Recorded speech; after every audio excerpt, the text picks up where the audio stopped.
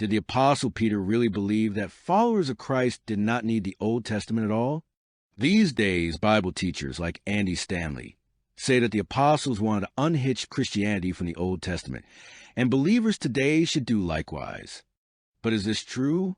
Because if this were true, wouldn't we see clear proof of it not only in what they taught, but also how they taught the world about Jesus?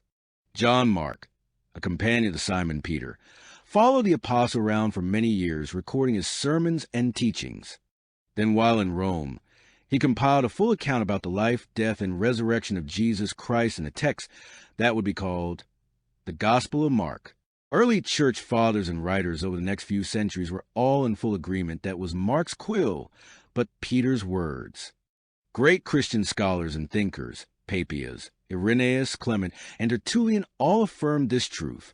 So, if Stanley is right about Peter having wanted Christians to unhitch themselves from the Old Testament, then we should see very few, if any, references, quotes, or allusions to the Old Testament in Mark's Gospel, correct? Here are all the connection points that I could find using only my own knowledge of the Old Testament and a Bible in Mark chapter 1 through 4. And here likewise for chapters 5 through 8. The next 4 chapters tell the same story. And finally, the last 4 chapters of Mark's Gospel. And like I just said, this was only using my own knowledge in Bible.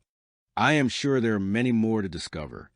So to summarize, the shortest of the 4 Gospels, Mark, has easily over 150 connection points with the Old Testament. And why should that be surprising? After all, Peter is quoting Jesus Christ, who is the Word of God. So, of course, he would quote from the Scriptures. Sorry, Andy, perhaps it's best if Christians just unhitch themselves from your teaching